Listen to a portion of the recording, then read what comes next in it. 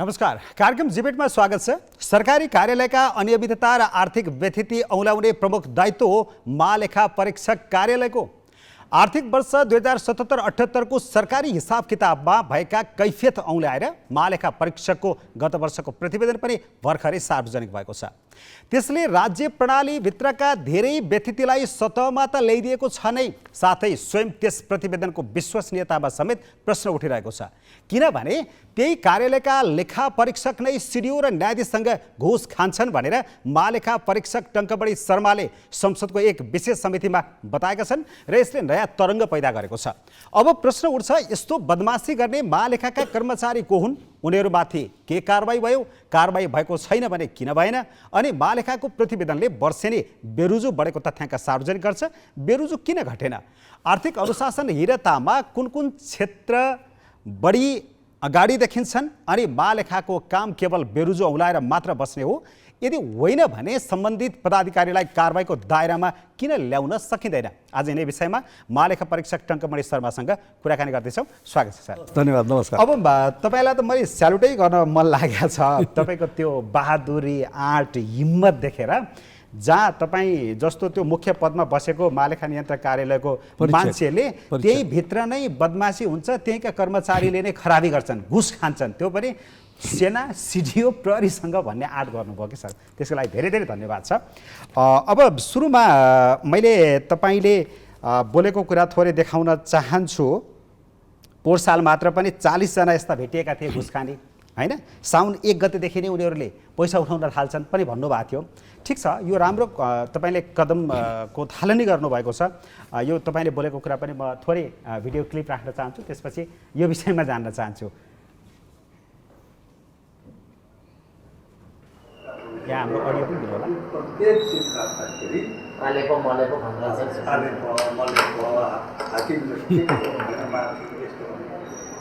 त्यो कसले लिन्छ कसले लिँदैन आफ्नो जसमा मेरो छ सन्दर्भ ठ्याक्कै थाहा हुनु, त्यसको जाँच पहिलो त सुनिहाल्छ, कामबाट आलुहरू राख्दैन। दोस्रो उसलाई चाहिँ प्रोत्साहन पनि यस्तो सुने, तर 40 जना कर्मचारी एक सिजन काम इन्भेस्टिगेसन गर्नुको लागि। केही कर्मचारी लेखा परीक्षकहरू साउन 1 गतेदेखि नै विभिन्नका नाममा पैसा उठाएका हुन्छन्। यो आलेप मलेप हाकिमहरूकै माथि त्यो कसले लिन्छ कसले लिँदैन त्यो आफ्नो ठाउँको विषय होला। जहाँसम्म मेरो सन्दर्भ छ, ठ्याक्कै थाहा भयो भने पहिले त निस्किनै हाल्छ कामबाट। पोहोर साल पनि मैले यस्तो सुने, करिब 40 जना कर्मचारीको एक सिजन कामै दिइन मैले इन्भेस्टिगेसन गर्नका लागि कमिटी गठन गरेँ भन्नुभएको थियो। पोहोर सालको 40 जनाको कुरा गर्दा त्यो कमिटीले के रिपोर्ट दियो, कारबाही गर्नु? थ्याङ्क यू, धन्यवाद निमेशजी। सबभन्दा पहिले त तपाईँको ग्यालेक्सी 4K टेलिभिजनमा मलाई आमन्त्रण गर्नुभयो। यो तपाईँको जनप्रिय लोकप्रिय टेलिभिजनमा for the first time I think I am here to talk with you. तपाईँलाई धेरै धेरै धन्यवाद दिन चाहन्छु। Thank you sir. र मेरो आफ्नो यो विषय र यो चाहिँ आर्थिक वर्ष 77-78 को लेखा परीक्षण सम्पन्न गरेर जुन प्रतिवेदन आएको छ त्यसको चर्चा गर्नलाई जुन समय दिनुभयो त्यसको लागि पनि धन्यवाद भन्न चाहन्छु मैले। अहिले जुन देखाउनु भएको सन्दर्भ छ त्यो असारको 15 गतेको दिन हो। यो राष्ट्रिय सभाको संहिता कार्यान्वयन र अनुगमन सम्बन्धी विशेष समिति एउटा गठन गरेकोमा मलाई पनि आमन्त्रण गरिएको थियो र त्यहाँ छलफलको विषय सकिसकेपछि सामान्य कुराकानीमा पछिल्लोचोटि बैठक सकिसकेपछि कुराकानीमा यस्तो कर्मचारीहरूको व्यवहारको विषयमा, आचरणको विषयमा कुरा उठेको आम रूपमा, खालि हाम्रो कर्मचारीहरूको मात्र भन्दा पनि आम रूपमा। त्यो सन्दर्भमा मैले चाहिँ भनेको कुरा तपाईँले राइटली नै देखाउनु भएको छ, त्यसमा मैले चाहिँ होइन भन्ने कुरा नि रहेन। र मुख्य कुरा के हो भन्दाखेरि अघिल्लो आर्थिक वर्षको अन्ततिरै जस्तो हाम्रो कर्मचारीहरूको सन्दर्भमा चाहिँ विभिन्न सञ्चार माध्यमहरूमा पनि त्यसको सँगसँगै मलाई आफैलाई अख्तियार दुरुपयोग अनुसन्धान आयोगमा पनि केही उजुरीहरू आए, निकै भागलै गरिकन नामनामेसी किटेरै आयो। त्यो आइसके पछाडि छानबिन कमिटी गठन गरेँ मैले र छानबिन कमिटी गठन गर्दा करिब 43 जना कर्मचारीको छ त्यस्तो छानबिन 43 जना कमिटी गठन गरेँ। गठन गरेपछि अनि अहिले भनियो नि जिल्लाबाट कोसँग सम्पर्क के लेनदेन यस्तो, त्यो पनि सोधपुछ गरेँ मैले। सबै जिल्लामै चाहिँ चिठी लेखेर पठाइयो, त्यहाँ चाहिँ यस्तो भएको भन्ने सुन्नमा आयो, यसरी चाहिँ आछ के हो भनेर भन्दा सबैतिरबाट त्यो सूचनाहरू मैले सङ्कलन गरेँ। सङ्कलन गरेँ। त्यसको सँगसँगै हाम्रो अडिटरहरूले जहाँ जहाँ गएर चाहिँ त्यस्तो अडिट गरेको ठाउँको बारेमा कम्प्लेनहरू आएको भनिएको थियो, त्यो सबैको एकचोटि फेरि उहाँहरूले गरेको अडिटलाई रिभ्यू पनि गरियो।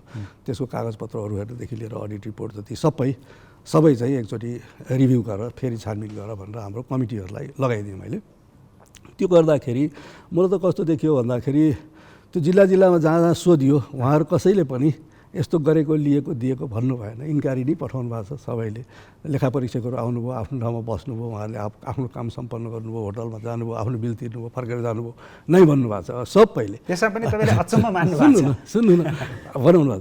अनि अडिटको रिपोर्टहरू मैले हेर्दाखेरि पनि त्यो चाहिँ तपाईँको एकदम फर्म टाइपले अडिटकै नतिजामा फरक पर्ने गरी अथवा अडिटको चाहिँ जुन एउटा रिजल्ट आउँछ नि त्यो देखिनुपर्ने कुरा देखिनुपर्ने गरी त्यस्तो पनि भएको खासै पाइयो के भन्दा सामान्य प्रक्रियागत त्रुटिहरू, कागजपत्रहरू केही नमिलेको, केही प्रक्रियाहरू नमिलेको यस्तोसम्म पाइयो। त्यसले गर्दाखेरि करिब 26 जना कर्मचारीलाई मैले निर्णय नै गरिदिएको छु। 26 जना कर्मचारीलाई चाहिँ 2 वर्षमा पुरस्कारहरू नदिनु र निजामती सेवा अनुसार सचेत अथवा सतर्क गराउनु अभिलेख राखेर त्यो गरिदिएको छ।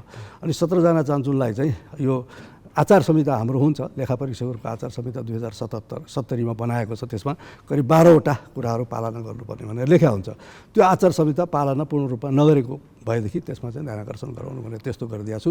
र केहीलाई अब अख्तियार दुरुपयोग अनुसन्धान आयोगले जसो खोजबिन गरेको थियो उहाँहरूलाई चाहिँ विवरणहरू दिएर पठाइएको छ। त्यो छानबिन उतातिर भइरहेको होला।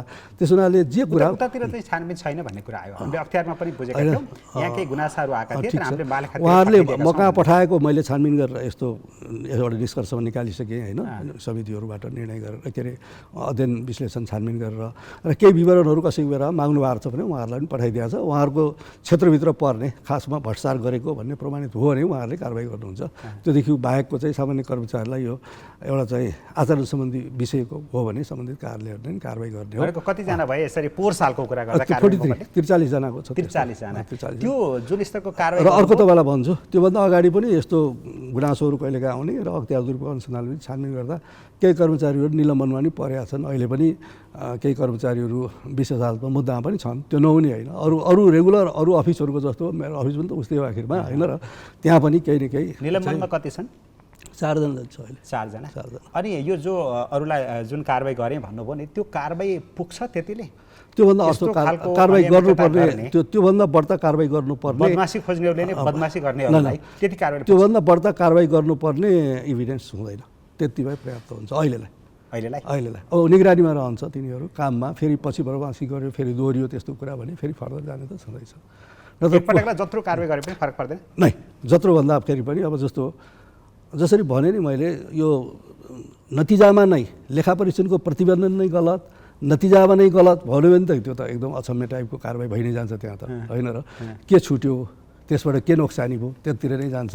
तर त्यस्तो खालको नदेखिएसम्म त एउटा सामान्य प्रक्रियागत त्रुटिहरू भयो, कागजपत्रहरू उसले चाहिँ नि वर्किङ पेपरहरू डकुमेन्टहरूसम्म मिलाएन भन्ने खालको भयो, त्यति हो। अब साउन 1 गतेदेखि नै उनीहरूले पैसा उठाउन थाल्दो रहेछन् त। त्यसमा यो त सुन्दै त्यसमा कस्तो भयो जिरिङ्ग हुने टाइपको अब त्यतिर डरलाग्दो धेरै नजाम। तपाईँ अरू अब सरकारी निकायहरूसँग सोधपुछ गर्नुहोस् यसो धेरै मसँग भन्दा पनि है। होइन लेखा परीक्षकले उठाउनु। लेखा परीक्षक त जान्छ भदौ असोज कार्तिकतिर जान्छ होइन। मेरो मान्छेले लियो भन्ने कुरालाई बढ्ता भन्दा नि दिने को हुन्, अब त्यतिर गएर खोज्नु नि त, खोज्ने नै हो नि खोजौँ। अब यो दिने विषयमा पनि तपाईँले बोल्नु भएको छ, त्यसमा पनि तपाईँ अचम्म मान्नु भएको छ। यो के अचम्मको व्यथिति हो भन्नुभएको छ? मैले भिडियो खासै तपाईँलाई बताइदिनु न।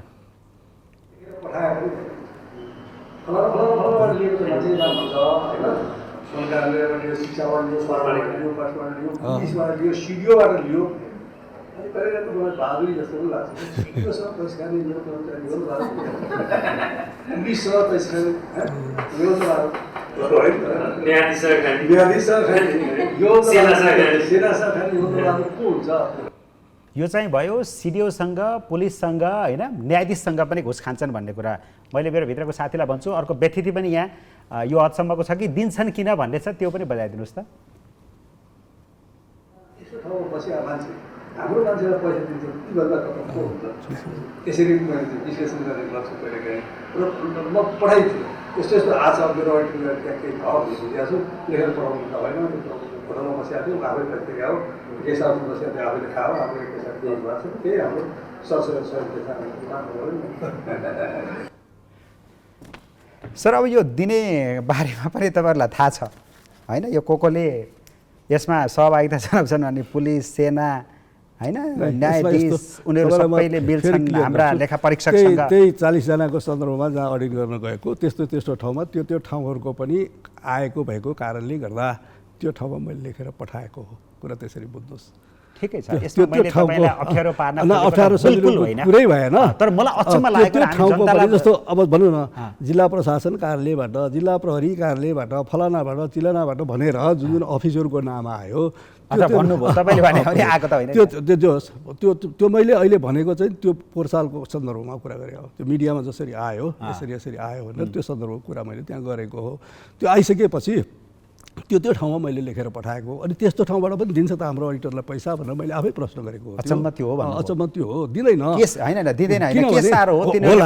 किनभने उहाँहरू त भयङ्कर जिम्मेवार ठाउँको मान्छेहरू नि उहाँले त्यस्तो ठाउँमा बसेका मान्छेले पनि देला त आश्चर्य दियो भने झन् आश्चर्य भने हो त्यसरी होइन त्यो व्यथितिको एउटा त्यो भिडियो फेरि प्ले गरिदिनुहोस् न मलाई अझै पनि त्यो हेर्न मन लाग्यो एकपटक हेरौँ न त्यो पदमा त्यस्तो ठाउँमा बस्ने मान्छे हाम्रो मान्छेलाई पैसा दिन्छन् भन्ने त्योभन्दा खतमको हुन्छ ठिक हो होइन त्यसरी विश्लेषण गर्ने गर्छु कहिलेकाहीँ ल पठाइदिन्छु यस्तो आयो भनेर भन्यो भने केही भयो भनेर आएको छ के हो कुरा भन्यो भने होइन होटलमा बसेको थियो आफै पैसा तिरेको गेस्ट हाउसमा बसेको आफै खाएको हाम्रो केही सहयोग छैन भनेर उनीहरूले दिँदैनन् भन्ने आशय त ठिक छ त्यो चाहिँ अहिले मैले बोल्दाखेरि ठ्याक्क तपाईँलाई त्यति बेला बोल्दा र अहिलेमा फरक पऱ्यो कि भन्ने जस्तो नि लाग्छ होला त्यो हवाला मैले के दिएको भने त्यही मिडियाहरूबाट जसरी आयो यस्तो ठाउँबाट योले यसो गर्यो भन्ने कुरा आएको सन्दर्भमा मैले खोजबिन गर्दा त्यस्तो ठाउँबाट होइन है भनेर आयो मलाई त्यस ठाउँबाट पनि हुन्छ होला त त्यस्तो भनेर मलाई पनि आश्चर्य लागेको भने हो त्यसरी बुझ्नुहोस् एउटा कुरा चाहिँ यो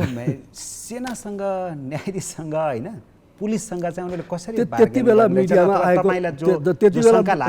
त्यति बेला मिडियामा आएको कुरा मैले गर्दैछु त्यति बेला मिडियामा आएको जुन ठाउँमा जसरी भनेर मिडियाहरूमा आयो नामनामेसी सहित त्यो बेलाको मैले खोजबिन गर्ने सिलसिलाको विषयलाई लिएर मैले यो भन्दैछु मैले यो भनिरहेको छैन कि सिडिओले पुलिसले न्यायाधीशले आर्मीले सबले पैसा दिन्छ भनिरहेको छैन बुझ्नु त्यहाँसम्म चाहिँ तपाईँको मान्छेले ट्राई गर्दो रहेछन् ट्राई भन्दा पनि अलिकतिले मिलाए कसैले मिलाउन सकेनन् अब त्यस्तो पनि होइन होला सबै मिलाएको भए यत्रो पैसा कहाँबाट आउँछ त फेरि जुयो अब त्यो तपाईँहरूले कारबाही गरेका ती कर्मचारी को हुन् कर्मचारीको रेकर्ड हुन्छ अफिसमा मेरै कर्मचारी कोही डाइरेक्टर होलान् कोही अफिसर होलान् कोही सहायक होलान् यस्तै होला आज नाम भनिदिनुहोस् न नाम भन्न मिल्दैन किन यहाँ भन्ने होइन नाम त निजामती किताबखानामा रेकर्डको लागि पठाउने हो त्यसरी बदमासी गर्ने मान्छेहरूको नाम बाहिर सार्वजनिक गर्न किन नमिल्दैन त्यो नभन्ने हो त्यसमा कर नगर्नुहोस् मलाई तपाईँको कार्यालयको कर्मचारीहरूले के भनेका थिए भने हाम्रो महालेखा परीक्षकज्यूले जे भन्नुभयो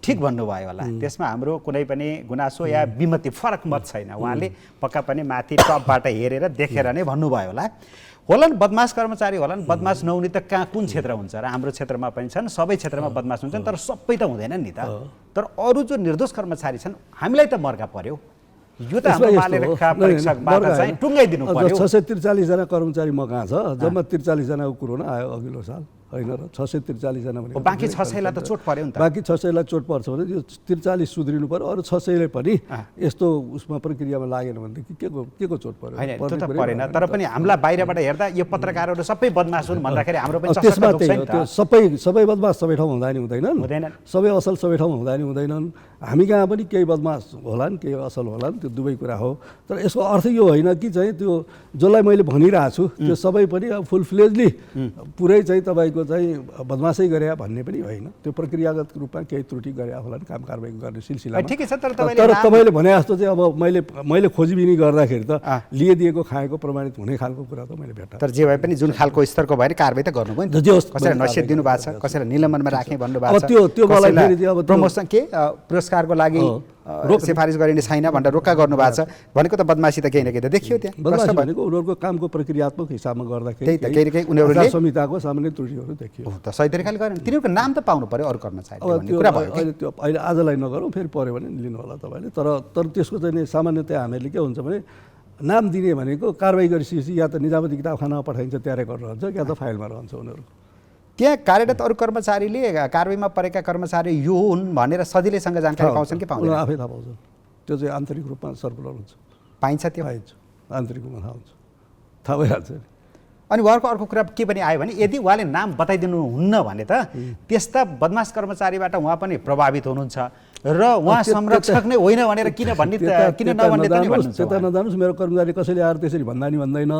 त्यो कसैले भन्छ भने त्यो सङ्गठनको चाहिँ नि एक हिसाबले भन्नुहुन्छ भने यो सकारात्मक सोच भए मान्छे होइन।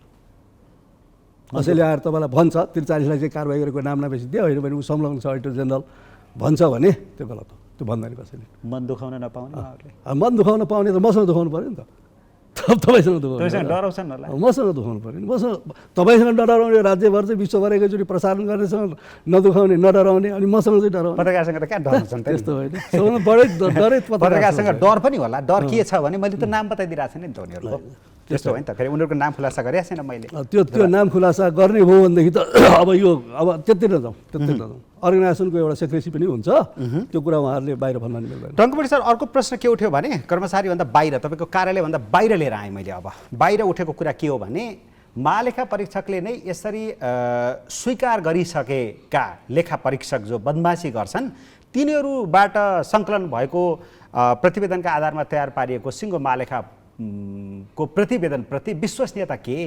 अब कसरी पत्याउने? उनीहरू नै सेनाकोमा, पुलिसकोमा, न्यायाधीशकोमा घुस खान जाने रहेछन्, साउने गतेदेखि पैसा उठाउनेवाला रहेछन्। अब यो प्रतिवेदनमा विश्वास कसरी गर्ने भन्छन्? यो चाहिँ अडिटर जेनरलको रिपोर्ट हो।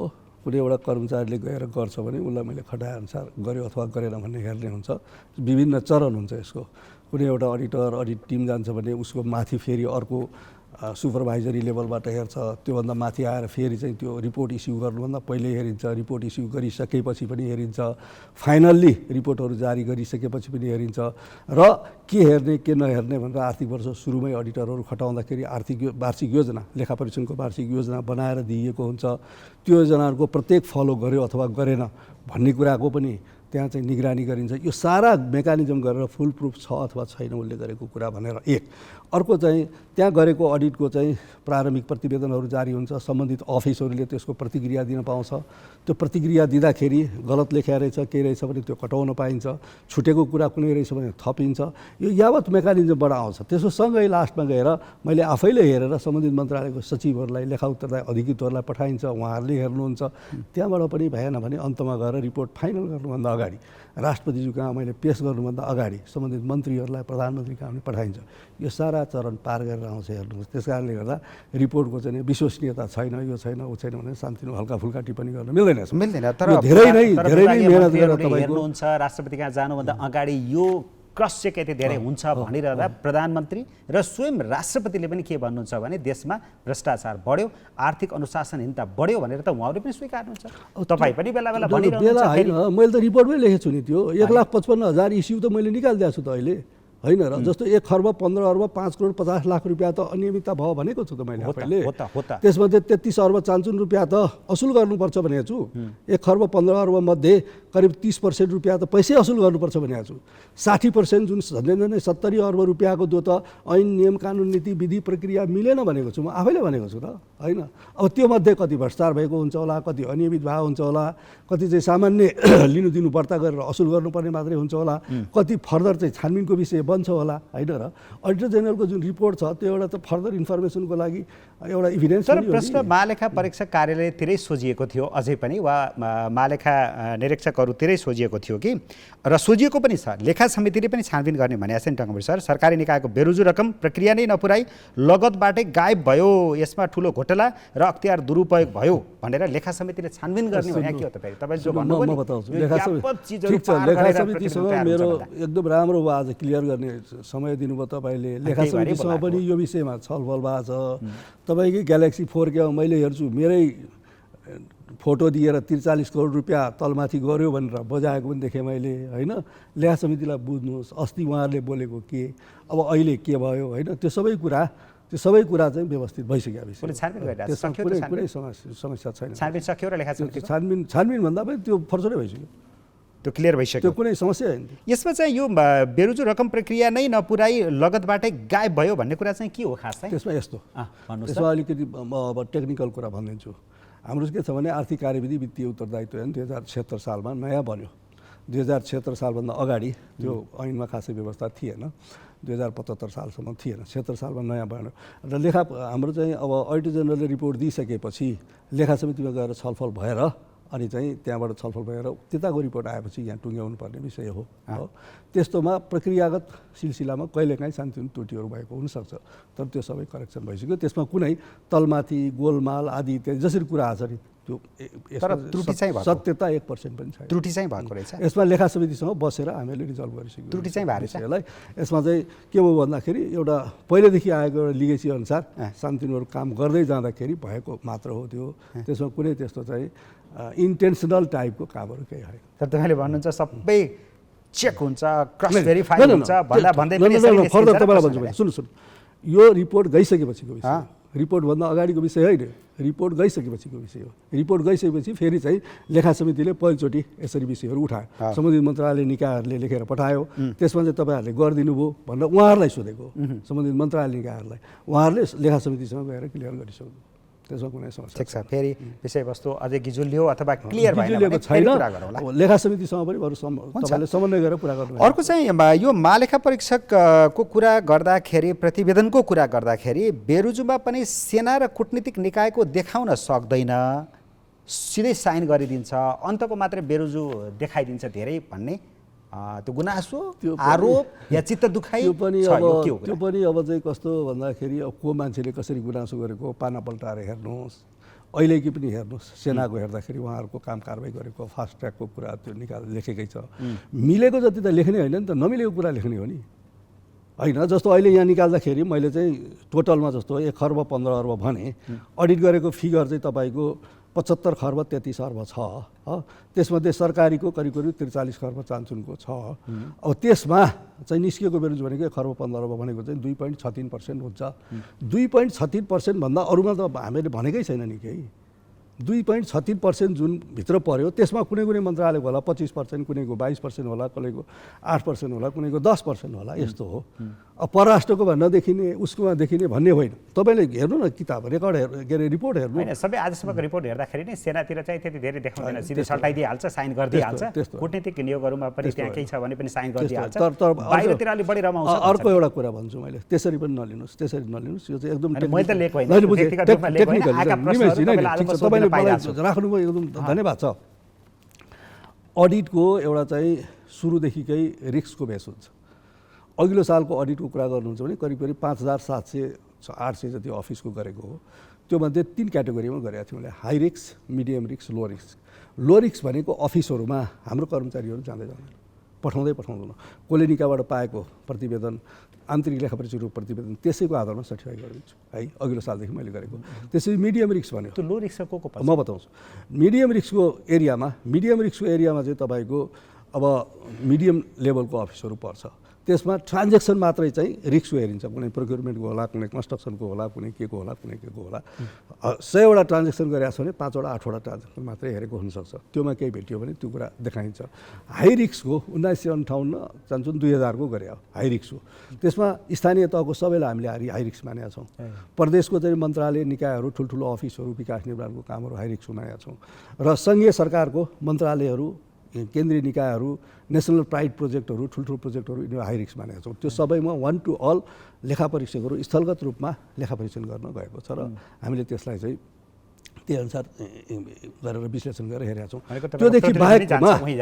त्योदेखि बाहेकमा करिब 2/3 अफिसहरूको हामीले चाहिँ या त कोष तथा लेखा नियन्त्रक र महालेखा नियन्त्रक कार्यालयको आइटीको सिस्टमबाट लिएको इन्फर्मेसनबाट र आन्तरिक लेखा परीक्षणको प्रतिवेदनबाट योबाट हेरेर चाहिँ सर्टिफाई गरिदिएको छ। त्यो हुनाले त्यस्तोमा कुनै कुनैको छुट्नसक्छ। हुनसक्छ अब तपाईँले लो रिस्कमा के पर्छ भनेर भन्नु भने एकदमै साधारण प्रकृतिको काम गर्ने अफिसहरू हुनसक्छ, हुलाक अफिसहरू, सरकारी वकिलको कार्यालयहरू, कोष तथा लेखा नियन्त्रक कार्यालयहरू, आर्मीकै सानसानो अफिसहरू, पुलिसकै सानसानो अफिसहरू, जिल्ला प्रशासन कार्यालयहरू, अझ त्योभन्दा तलको चाहिँ इलाका प्रशासन कार्यालयहरू, यस्तो पर्न सक्छ सानो सानो अफिसहरू जो चाहिँ खर्च हेर्दाखेरि नै त्यो जुन पुर्याएको छ त्यो नै एकदमै धन्यवाद दिनुपर्ने जस्तो हुन्छ नि, त्यस्तोलाई हामीहरूले। मिडियम रिस्कमा चाहिँ अब अफिसर चाहिँ त्यस्तै नेचरको तर कन्स्ट्रक्सनको काम छ, प्रोक्युरमेन्टको काम छ होइन, ठुलो खालको सप्लाईको काम छ भने त्यस्तो ट्रान्जेक्सनहरू हेरेर हामीले गर्दै हुन्छौँ। अन्यथा साध्य हुने विषय पनि छैन। जम्मा 643 स्टाफ, त्योमध्ये अडिटर करिब 400 जना छ, 100+ डाइरेक्टर र करिब 200 जति अफिसरहरू हो, 300 चाहिँ फुल फ्लेज अडिटर हो भन्नुहोस् न। वर्षभरमा चाहन्छन् 6000 अफिसको यतिजना मान्छेले गर्दाखेरि कसरी सकिन्छ? त्यो पनि साउनदेखि सुरु हुँदैन, साउनदेखि भदौ असोजसम्म त सेस्ता बनाउनै लाग्छ होइन, पछिल्लोचोटि फेरि 3 महिना जति रिपोर्ट बनाउनै लाग्छ, भन्दा 6-7 महिना जति काम हुन्छ। अब बिचमा कोरोनाको काल भयो, या अब यो सारा गर्दाखेरि हामीहरूलाई एकदमै समय कम छ कि। त्यस हुनाले ठाउँहरूमा गएर, कार्यालयहरूमा गएर काम गर्नुपर्ने, फिल्डमै जानुपर्ने कर्मचारी पनि सकिन्छ सदरमुकामको राम्रो होटलमा बसेर, नभए हाइवेका छेउछाउका होटलहरूमा बसेर अब यो यस्तो नमिठो गरेर आरोप लगाइदिन्छन् नि। म त आरोप टिपेर ल्याइदिने त हो नि। रक्सी खान्छन्, मासु खान्छन्, कुखुरा खान्छन्, बस्छन् फोन गरेर फोनका आधारमा अथवा कुनै माध्यमका आधारमा त्यहीँ बस्छन्, प्रतिवेदन बनाउँछन्, सदर गरिदिन्छन्, साइन गरिदिन्छन्, फर्किन्छन् भन्छन् कि यस्तो कदापि हुँदैन। पहिला हुन्थ्यो त्यस्तो, पहिला थाहा छैन मलाई, म आएपछि हुँदैन। सुन्नुभएको थियो पहिला? कहिले पनि हुँदैन, अहिले पनि सुन्नुभएको? साध्य हुँदैन, सुन्नुभएको? यो हुने नै होइन, हुने नै होइन। सुन्न त सुन्नुहुन्छ? गाउँमा चाहिँ स्थानीय तहकोमा चाहिँ स्थानीय तहको अफिसमै गाउँमा पुगेन दूरदराजमा भनेदेखि त्यहाँको मलाई अध्यक्षले अथवा मेयरले फोन गर्छ, नगर्दिन पनि त अडिटर किन नआएको, तपाईँले चाहिँ किन सदरमुकाममा राख्नुभएको, मेरो गाउँमा आउनु पर्यो होइन। उनीहरूको मिलिमिते भयो भने त कहाँ फोन गर्छन् त तपाईँलाई? उनीहरूले बदमासी गरेका छन्, शङ्का भनेर फेरि सबै अब भनौँ न राजनीतिक नेतृत्वलाई पनि शङ्का, जिल्लाको सबै अड्डाको प्रमुखहरूलाई पनि शङ्का, सबैलाई शङ्का कसरी गर्छ त? त्यो उहाँहरू पनि आफ्नो जिम्मेवारी लिएर पुरा चाहिँ वैधानिक तरिकाले काम गरिरहेको मान्छे हो नि त। त्यसैले शङ्का त सबैलाई शङ्का गर्नु हुँदैन। कारोबार फेरि लेखा परीक्षकको त तरिका के हो भन्दाखेरि सबै कारोबार बदमासी भएको छ, अनियमितता भएको छ, घोटाला भएको छ, हिनामिना भएको छ भनेर हेर्ने नै होइन। लेखा परीक्षकले हेर्ने के हो भन्दाखेरि काम गर्दै जाँदाखेरि त्रुटि कमजोरी कहीँ भएको छ अथवा छैन भनेर हेर्ने, उहाँहरूको पनि आफ्नो जिम्मेवारी हो नि होइन। त्यो पदाधिकारीहरू जो छ त्यहाँ, अड्डा प्रमुख छ, लेखापाल छ, त्यो सँगसँगै अब स्थानीय तहको भन्नुहुन्छ त राजनीतिक नेतृत्व छ, उसको माथि फेरि सरकारी अफिसहरूको विभागीय प्रमुख छ, सचिव छ, सारा मेकानिजम त्यहाँ छैन र भने त्यो सबै छ नि त। त्यो जम्मै बसेर रक्सी र मासु खाएर उनीहरूसँग मिलेर मिलेर त भन्दिनँ मैले होइन, त्यो साध्यको विषय नै हो। त्यस्तो मलाई त्यस्तो चाहिँ आएको छैन। यो महालेखाले औलाउने बेरुजु मात्रै हो कि अरू अनियमितता पनि हो? बेरुजु भनेको 3 खालको, एउटा असुल गर्नुपर्ने, एउटा अनियमित भएको, नियमित गर्नुपर्ने, अर्को पेशी बाँकी भन्छ। अनियमित भएकोमा प्रमाण कागजातहरू पेश नभएको, ऐन नियम कानुन नीति विधि प्रक्रिया नपुगेको होइन, बिल भरपाई कागजातहरू फेला नपरेको, यस्तो विषयहरू हेर्ने। र महालेखाले भन्दाखेरि तपाईँले फेरि जेनरल अडिटिङ र जेनरल अडिटरको अथवा कमर्सियल अडिटरसँग गभर्मेन्टको, र त्यो पनि हाम्रो चाहिँ तुलना गर्न मिल्दैन। हाम्रो अडिटर जेनरलले गर्ने भने चाहिँ के हो भन्दाखेरि संविधानमै प्रश्न लेखेको छ, नियमितता, मितव्ययिता, कार्यदक्षता, प्रभावकारिता, औचित्य, यो 5वटा कुरा हेरेर गर्नु भनेर भनेको छ त्यहाँ।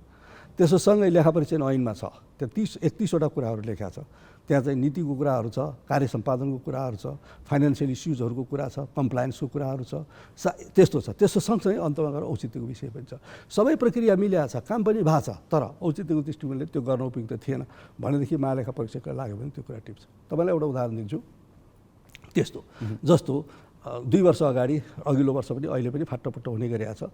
स्थानीय तहहरूमा, प्रदेशका कार्यालयहरूमा गाडी खरिद गर्ने, मोटरसाइकलहरू खरिद गर्ने होडबाडी चल्यो होइन। हजारौँको सङ्ख्यामा त्यस्तो चाहिँ खरिद भयो पहिलो वर्ष, दोस्रो वर्ष। मैले लेखेँ होइन, मैले लेखेँ के भन्दाखेरि तपाईँको आन्तरिक स्रोत केही पनि छैन, सरकारले, सङ्घीय सरकारले दिएको, प्रदेश सरकारले दिएको पैसाबाट तपाईँ चाहिँ महँगो गाडी किन्ने, त्यो औचित्यको दृष्टिकोणबाट ठिक भएन। आन्तरिक स्रोत होस्, त्यस पछाडि किन्नुहोस्। उसले विधि प्रक्रियाहरू सबै मिलाएको छ, खरिदको प्रक्रिया मिलाएको छ, बजेट मिलाएको छ, सबै कुरा मिलाएको छ, तर औचित्यको दृष्टिकोणबाट त्यो गर्नुपर्ने अहिले होइन, पछि गर्नुपर्ने विषय अहिले गर्नुभयो। स्वास्थ्यको लागि, शिक्षाको लागि, कृषिको लागि, अर्को कुनै कामको लागि पठाएको पैसा यसरी खर्च गर्नु बेठिक भयो। त्यस्तो औचित्यको दृष्टिकोण। तर यो कुरा चाहिँ डिटेलमा आउँदैन भन्ने छ कि डिटेलमा कहाँनिर कसले बदमासी गर्यो, कुन नामकाले बदमासी गर्यो, कुन नामकाले धेरै लग्यो, म तपाईँलाई आग्रह गर्न चाहन्छु, चाहिँ आएन भन्ने आग्रह गर्न चाहन्छु। 753वटा स्थानीय तहको मात्रै मलाई लाग्छ कतिको त 300-400 पेजको हुन्छ महानगरपालिका उपमहानगरपालिकाहरूको रिपोर्ट, नगरपालिकाको पनि कम्तीमा पनि 100 पेजको होला, गाउँपालिका पनि 50-60 पेजको होला। 753वटाको 100 पेजको त किताब पत्र हुन्छ स्थानीय तहको मात्रै, प्रदेशको, सङ्घीय सरकारको। त्यसैले गर्दा रिपोर्ट जुन मैले महालेखा परीक्षकले राष्ट्रपति समक्ष पेश गरेको रिपोर्ट जुन छ त्यो 800-850 पेजको छ। 1,55,000 इस्युमध्ये त्यसमा मेजर सिग्निफिकेन्ट इस्युहरू 2-2.5 हजार इस्यु अटाएको होला मैले त्यसमा। अरू त सबै प्रारम्भिक रिपोर्टहरू श्रावणमा अडिट गर्न गयो भने त उति बेलै दिया हुन्छ। होल इयर नै रिपोर्ट त जारी भइ नै राखेको हुन्छ नि, बुझ्नु भएन? यो अहिले जारी गरेको त त्यसको समरी मात्र हो। यो भनेपछि चाहिँ कुनै नागरिकले सूचनाको हक अन्तर्गत तपाईँकोमा गएर यो ओभर भुक्तानी भएको अथवा यहाँनिर यो भएको के हो, कसले लगेको, कुन कम्पनीले लगेको, कुन व्यक्तिले दिएको भन्ने कुरा माग्यो भने डिटेलमा दिनुहुन्छ तपाईँहरू। अहिले पनि म कहाँ चाहिँ यो सूचनाको हक सम्बन्धमा कति मिडियाको साथीहरू आउनुहुन्छ, कति बाहिरको नागरिक समाजको मान्छेहरू आउनुहुन्छ, उहाँहरू लिएर जानुहुन्छ। 1 नम्बर 2 प्रारम्भिक प्रतिवेदनहरू सबै नै स्थानीय तहको हामीले जारी गरेको प्रतिवेदन हाम्रो वेबसाइटमा राखिदिएको छ। तर त्यो कम्प्लिट नहुने त हुँदैन, प्रारम्भिक प्रतिवेदन भन्दा सुरुको मात्र हुने। त्यसमा फेरि पछि उहाँहरूले आएको कुराहरू एडजस्ट गरेर फाइनल रिपोर्ट जारी गर्नु। मेरो अझै पनि यो जेन्युन प्रश्न हो है, तपाईँले जसलाई जहाँनिर गडबडी भयो भनेर देखाउनुहुन्छ त्यसको जरोसम्म पुग्न पाउने अथवा जरोसम्म जान्न पाउने चाहिँ नागरिकले अधिकार राख्छ, त्यो अधिकार तपाईँहरूले दिनुहुन्छ होइन, जानकारी दिनुहुन्छ। यो चाहिँ आज नट ढाँटिकन भनिदिनु, समस्या छ भने समस्या भनिदिनु। सबै ज्वरोमा हामी जान सक्दैनौँ, हाम्रो यो क्राइटेरिया छन् भने पनि त्यो भनिदिनु। कुनै समस्या छैन। 753 को 753 वटाको रिपोर्ट साथसाथै त्यो स्थानीय तह भयो, अरू सरकारी अफिसहरूको कुरा, अरू मन्त्रालयका कुराहरू जहाँ भन्नुहुन्छ। 5778 चान्चुन अफिसको कसैको पनि रिपोर्ट लिन सक्नुहुन्छ। तर एउटा कुरा चाहिँ नि त्यसमा चाहिँ खुलेको हुन्छ। मेरो समरी रिपोर्टमा म तपाईँलाई भनिदिन्छु किन नाम राख्दिनँ, मेरो फाइनल रिपोर्टमा राख्या हुँदैन।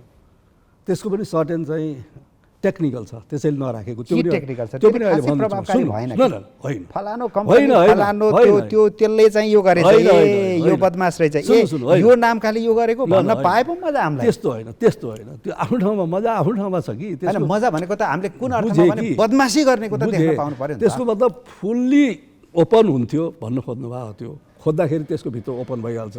त्यो ठुलो रिपोर्टमा त 100 वटाको 200 वटाको इन्टिग्रेटेड गरेर राख्या हुन्छ, त्यसको तेरिज फेरि हुन्छ, त्योबाट निकाल्न सकिन्छ, नसकिने होइन। र अर्को कुरा के हुन्छ भने मेरो यो धेरैवटा तहबाट प्रोसेसिङ भएर आइरहँदा जसको बारेमा जसले लेख्या हो त्यो अडिटरदेखि बाहेक अर्को मान्छेले थाहा हुनु हुँदैन भनेको छु मैले, बुझ्नुभयो होला नि। अर्को लेयरको मान्छेले अथवा अर्को उसँग त्यो विषयसँग सम्बन्धित भन्दा अर्को मान्छेले थाहा हुनु हुँदैन। त्यो थाहा नहुनको लागि त्यहाँ चाहिँ एक व्यवसायी, एक व्यक्ति, एक कम्पनी यसरी लेखिन्छ, अथवा 5 यस्तो। थाहा भयो भने के हुन्छ, थाहा नहोस् भनेर भयो भने के हुन्छ, त्यहाँ अब स्वार्थ पनि बाजिन सक्छ कतिको, होइन र? कतिको माथि आउँदै गर्दाखेरि यो होइन यस्तो हो भनेर पनि भनिदिन सक्ला, के होला त्यो जोग्नाउनुको पनि एउटा। तर नागरिकले चाहिँ पाउँछ। तेस्रो म बताउँछु। तेस्रो कतिपय ऐन नियम कानुनहरू यस्तो छ, म आफै पनि आन्तरिक राजस्वको डिजी भएर बसेँ, भन्सारको डिजी भएर बसेँ, कर एडमिनिस्ट्रेसन मैले चलाएर बसेँ, मान्छेहरू छन्। व्यवसायीको व्यक्तिको गोप्यता राख्नुपर्छ, कानुनले पनि त्यो भन्छ। त्यस हुनाले चाहिएको बेलामा गडबडी गर्ने, आफ्नो ठाउँमा रह्यो, गडबडी गर्ने, राजस्व साधनमाथि गिद्ध नजर लाउने, तपाईँलाई मैले बताउँछु सुन्नुहोस्, खानी भ्याट छलीको भ्रष्टाचार गर्ने। सुन्नु न, भ्याट छलीको सन्दर्भमा 418 वटा कम्पनीले भ्याट छली गर्यो भनेर कत्रो भयो नि, बाउन्डरी छानबिन भयो सारा। त्यसको अडिटरको, त्यसको चाहिँ व्यवसायीको नाम नामिसी चाहियो भनेर सबतिरबाट माग्यो होइन। तर कर कानुन हेर्नु भने दिन पाइने व्यवस्था छैन। कर कानुनले दिन नपाउने व्यवस्था अडिटर जेनरलले नाम फ्ल्यास गर्न मिल्छ भनेपछि तपाईँले अघि दिन मिल्छ, सबै कुरा जानकारी पाइन्छ भने पनि नपाइने रहेछ। दिन मिल्छ, तर मैले चाहिँ कसरी व्यक्तिगत रूपमा उसलाई सार्वजनिक रूपमा भएन, व्यक्तिगत रूपमा आउनु भने दिन मिल्छ। व्यक्तिगत रूपमा चाहिँ सबै दिन पाउनुहुन्छ, त्यो चाहिँ निवेदन दिए। तर एउटा नागरिकले जुम्ला हुम्लाबाट पनि त्यो जानकारी फेरि खोज्न सक्छ नि त, सबै काठमाडौँ आउन त सक्दैन नि, त्यो कुरा पनि ध्यान दिनु पर्यो नि त। अब यसो भनिदिन्छु मैले अहिले के भन्छु भन्दाखेरि यो सबै हेरेर हामीले अहिले चाहिँ नि आइटीको सिस्टमबाट अडिट गर्न थालेको छु अघिल्लो सालदेखि है। यो अहिले जसरी भने मैले 6000 मध्ये 4000 को त फुल फ्लेजै आइटीबाट, कुनै त्यसमा फिजिकल प्रेजेन्स न हाम्रो कर्मचारीको न अरू कसैको होइन। 2000 जतिको चाहिँ स्थलगत रूपमा गरे भए पनि आइटीको सिस्टमबाट गरेको। र जति पनि यसचोटि अडिट गरिएको छ हामीले नेपाल त्यो चाहिँ नि अडिट म्यानेजमेन्ट सिस्टम भन्ने सफ्टवेयर लागू गरेर त्यसैको माध्यमबाट गरेको र सबै कुरा हाम्रो आइटीको सिस्टमबाट हुन्छ। जे जवाफ दिनु छ त्यो पनि आइटीबाट अपलोड गर्ने हो, जे डकुमेन्ट दिनु छ त्यो पनि आइटीमै दिने हो, र सबै कुरा चाहिँ आइटीकै सिस्टमबाट हुन्छ। र कसैले अब दूरदराजबाट माग्न चाहनुहुन्छ कुनै विषय भन्दाखेरि उहाँले आइदर फ्याक्सबाट माग्न सक्नुहुन्छ अथवा हाम्रो इमेलबाट माग्न सक्नुहुन्छ। उहाँले इमेल दिनुभयो, इमेलमा दिन्छु, पाइन्छ। ट्राई गर्नु न, एकपल्ट ट्राई गर्नु भएको छ, पाइन्छ। तपाईँको कार्यालयबाट पाइन्छ, एकदम निश्चित रूपले पाइन्छ। मेरो लागि त्यसको लागि चाहिँ सूचना अधिकारी मलाई अझै पनि एउटा कुरा क्लियर गर्न मन लाग्यो, तपाईँहरूले जो देखाउनुहुन्छ व्यथिति त्यहाँनिर संलग्न भएका कार्यालय होस् या कुनै कम्पनी होस्, कोही व्यक्ति होस्, कर्मचारी होस्, कुनै मन्त्री होस्, यसको नाम खुलासा गर्न त गाह्रो छैन होइन? अनि दिन सकिन्छ, दिन सकिन्छ, केही समस्या छैन। चाह्यो भने दिन त्यो सकिन्छ। प्रारम्भिक रिपोर्टमा लेखेकै हुन्छ त होइन, फाइनली रिपोर्टलाई खोज्यौँ, प्रारम्भिक रिपोर्टमा त फेरि केले सुधारलाई होइन। फाइनल भनेको चाहिँ फेरि बुझ्नु न, फाइनल भनेको चाहिँ यो तपाईँले जो समराइज गरेर राष्ट्रपिता दिनुहुन्छ नि, यसको विस्तृत रूप चाहिँ अनलाइनमा हालिदिने, सरलकै सबै नाम कम्पनी सहित सबै हालिदिएर हेर्नु न, सर हेर्न मिल्ने छ होइन? पाइन्छ। मन्त्रालयको त हेर्नु पर्यो, पाइन्छ। नाम भनिरहेको छु मैले, नाममै जोड गरिरहेको छु। भौतिक मन्त्रालयको नाम हेर्नु, त्यहाँ पाइन्छ। मन्त्रालयको नाम होइन, त्यहाँ भित्र गडबडी गर्ने मान्छे, कम्पनी, संस्था जे जे हुन् तिनीहरू सबैको नाम पार्नुहुन्छ तपाईँले, पार्नुहुन्छ, कुनै समस्या छैन।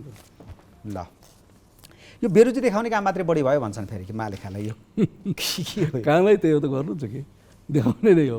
यो ठिकै भएको छ यति मात्रै गरेर? फर्चोट गरे पनि राम्रै हुन्थ्यो, तर यसमा यस्तो भन्छु, के भन्नुहुन्छ?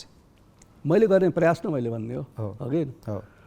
अडिट रिपोर्ट प्राप्त भइसकेपछि अघिल्लो साल पनि मैले सामान्य प्रधानमन्त्रीज्यूकै उपस्थितिमा नेपाल सरकारका मुख्य सचिव, सचिवहरू सबै राखेर सिंहदरबारमै छलफल गरेँ।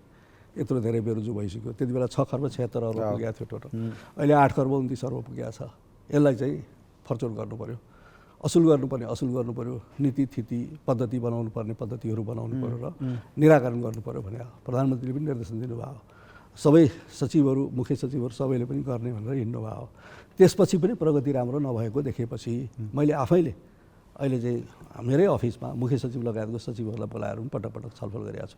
अझ धेरै बेरुजु हुने कसको हो त? पूर्वाधारको होला, सञ्चारको होला, कृषिको होला, शिक्षाको होला, स्वास्थ्यको होला। उहाँहरू सचिवहरूलाई बोलाएर पनि छुटछुटे पनि मैले छलफल गरिरहेको छु। कार्ययोजनाहरू ल्याउनुहोस् पनि भनेको छु। मैले गर्ने यति नै हो। त्यसको सँगसँगै अब प्रदेशहरूतिर म आफै अस्ति चाहिँ 5 वटा प्रदेश, 1 नम्बर र लुम्बिनी जान मैले सकिनँ, चुनावको कारणले, चुनाव सुरु हुन लागेको थियो।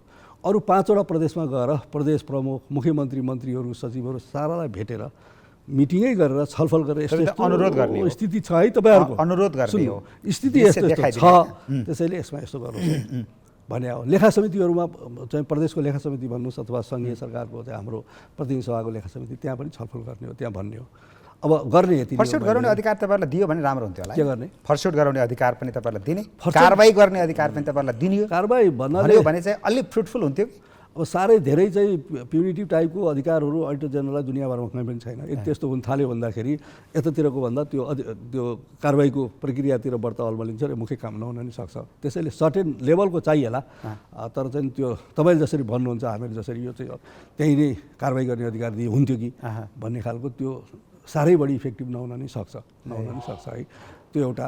अनि अर्को चाहिँ नि के हो भन्दाखेरि यो विश्वभर नै यो प्रचलन हो, अडिटर जेनरलले दिएको रिपोर्ट पछि चाहिँ यो एक्जिक्युटिभहरूले नै कारबाही गर्ने, लेखा समिति मार्फतबाट कारबाही गर्ने। तर यहाँ केही छैन कि तपाईँहरूले दिनुहुन्छ, वर्ष नै बढिया छ, समाचार आउँछ सर र मिडियामा यति बढ्यो, त्यहाँ यति बढ्यो, यता भनेर आएको छ, यति खर्ब बढ्यो यो वर्ष भन्छ।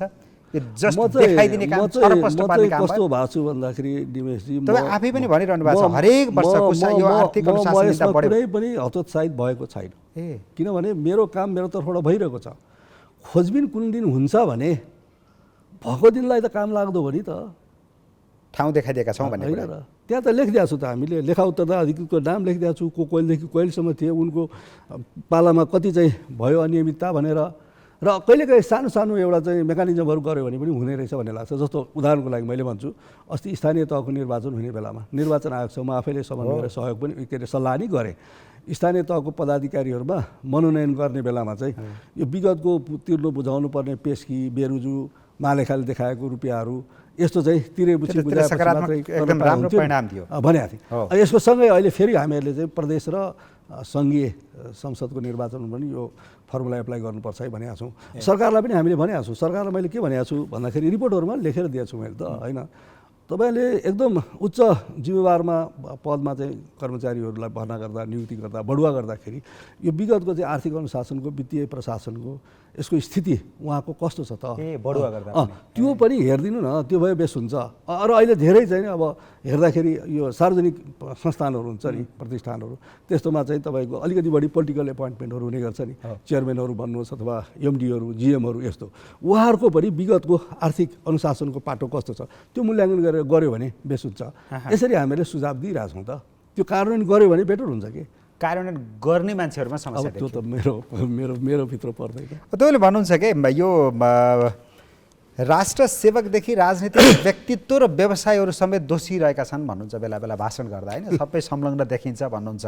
कसरी उनीहरू संलग्न छन्? अब यसमा यस्तो छ, अलि खोलिदिनुहुन्छ। करप्सनकै कुरा गर्नुहुन्छ अथवा चाहिँ तपाईँको चाहिँ अनियमितताकै कुराहरू गर्नुहुन्छ भने इन्टरनेसनल ट्रान्सपेरेन्सी इन्टरनेसनलकै विषयहरू हेर्नुहोस्, सारातिर हेर्नुहोस्, हेर्दाखेरि अधिकांश चाहिँ अनियमितता नै भएको सबै मान्छेले भनिरहेछन् नि, देखि पनि राखेको छ। त्यसैले यो प्रश्न चाहिँ कहाँ भन्दा करप्सन र अनियमितताको भन्दा पनि इन्टिग्रिटीको प्रश्न हो, सदाचारको प्रश्न हो, नैतिकताको प्रश्न हो, आचरणको प्रश्न हो।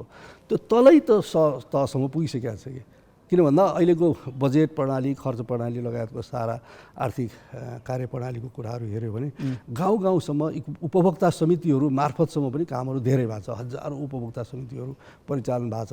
त्यसैले खोज्दै जाँदाखेरि त्यो तहसम्म पुगिन्छ। त्यसले गर्दाखेरि अब करप्सन कन्ट्रोल गर्ने भनेर एउटा चाहिँ प्युनिटिभ एक्सनहरू मात्र गरेर हुनेवाला छैन। यसमा प्रिभेन्टिभ, प्रोमोसनल यो टाइपको सदाचार, नैतिकता यस्तोमा जानुपर्छ। व्यापक सबैमा समस्या छ। आम रूपमा चाहिँ एउटा अभियानको रूपमा जानुपर्छ भन्छु है मैले त, एकदम टु बी भेरी फ्र्याङ्क मैले भन्नुपर्छ। त्यो अभियान सुरु गर्ने कसले कसरी गर्ने? अब मैले भने सबै गर्नु पर्यो। मेरो प्रश्नमा राजनीतिक तहबाट गर्नु पर्यो, त्यसपछि सामाजिक तहबाट गर्नु पर्यो। राजनीतिक तहमा उही संलग्न छ। अब त्यो राजनीतिक नेतृत्व नै भ्रष्टाचारमा लिप्त छ अनि उसले सुरु गर्छ भनेर पत्याउने अथवा पत्याए पनि त कहाँ गर्यो र खै? त कुनै दिन आउला नि त त्यस्तो, पर्खेर जाँदै रहौँ न। तपाईँ भन्नुहुन्छ राष्ट्र सेवक पनि अब हो नै, त्यस्तो देखिन्छ। सबै लिप्त, सबैले जहाँबाट पाइन्छ जम्मैले भन्दाखेरि होइन कुरा पनि हो कि भने जस्तो हुन्छ कि कहिले कहिले। फेरि सुन्नु न, अनि चाहिँ यो सदाचार मान्ने मान्छे चाहिँ बदमास, अरू गर्ने चाहिँ सत्य हो कि भने जस्तो पनि कहिले काहीँ तपाईँ एक्लै गएर सोचेर भन्नुहोस् त्यो हुन्छ कि जस्तो लाग्छ कहिले कहिले।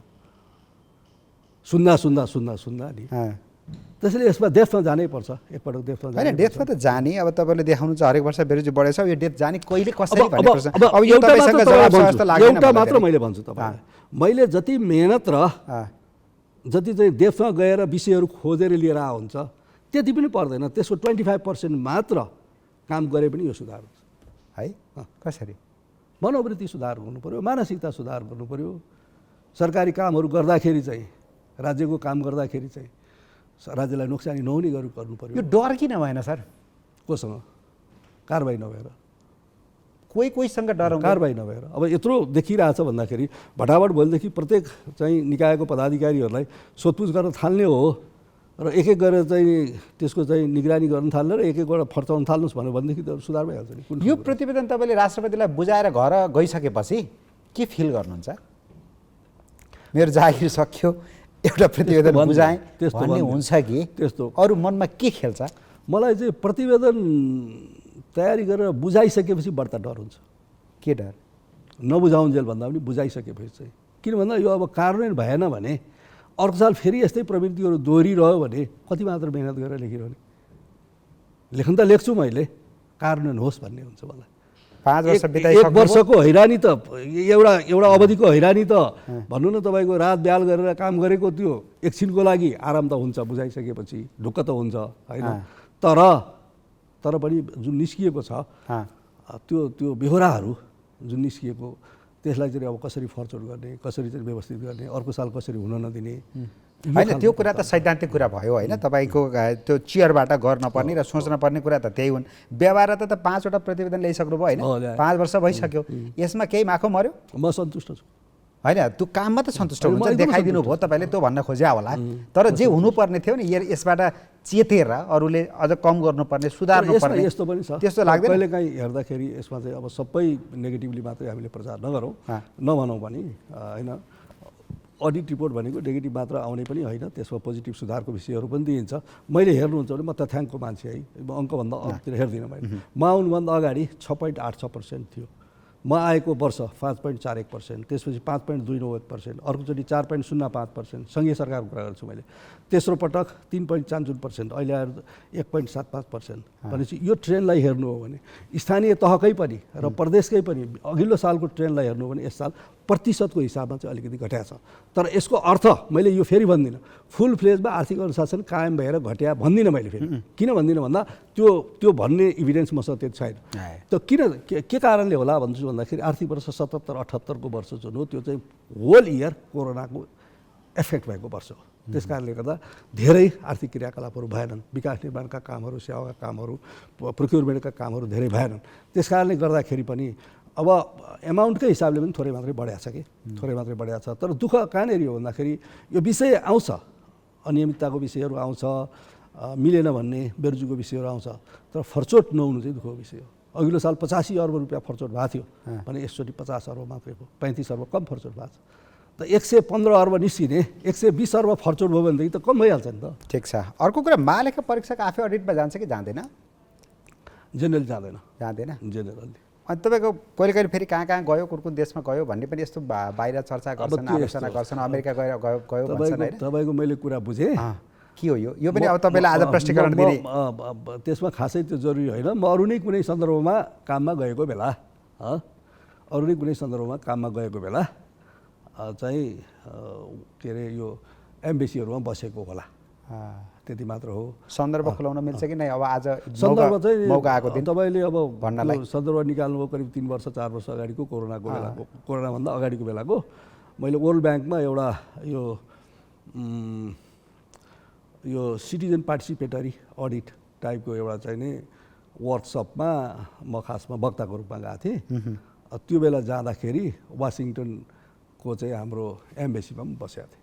त्यति मात्र हो। ओके। यो मुलुकमा सञ्चालित सार्वजनिक र अर्को भनिदिन्छु तपाईँलाई, अर्को चाहिँ भनिदिन्छु। अब यो प्रश्न चाहिँ कसले गरे मलाई थाहा छैन, तर मलाई एउटा चाहिँ जिज्ञासा छ। अडिटर जेनरलले अडिट नगरे कसले गर्छ? न्यायाधीशले मुद्दा फैसला नगरेर हियरिङ नगरे कसले गर्छ? वकिलले बहस नगरे कसले गर्छ? पत्रकारले पत्रकारिता नगरे गर्छ कसले? अडिटर जेनरल भने के अडिटकै लागि हो नि। जो मान्छेले त्यो प्रश्न गर्यो भने त्यो नबुझेर गर्यो। तर तपाईँले आफै नै सामान्यतया सामान्यतया फिल्ड लेभलको अडिटमा म जाँदैन। किन जान्न भन्दा तपाईँले नै भनेको त्यो मैले त्यो साध्य नै हुन्न नि, होइन र? त म के गर्छु? राम्रो ठाउँमा चाहिँ जाने भने म सुपरभिजन गर्छु, होइन म सुपरभिजन गर्छु, म मोनिटरिङ गर्छु, होइन ठुल्ठुलो चाहिँ कारोबारहरू भएको चाहिँ मैले विश्लेषणहरू गर्छु। मलाई त्यो फुर्सदै हुँदैन नि। तर यसको अर्थ यो होइन अडिटर जेनरलले अडिट गर्छ। त्यसरी गएको मारे यसरी प्रश्न उठेकोमा कुनै पछुतो छैन नि? किन के को लागि पछुतो? त्यो पछुतो गर्नुपर्ने कारण के छ? कुनै कारण छैन। समय आजको लागि सकियो। धेरै कुराहरू आफ्नो राख्ने मौका पनि पाउनुभयो, हामीलाई यो सबै उपलब्ध पनि गराउनुभयो। हामीले प्रश्नको उत्तर तपाईँबाट सिधै जान्न पनि चाह्यौँ। धेरै धन्यवाद छ। धन्यवाद।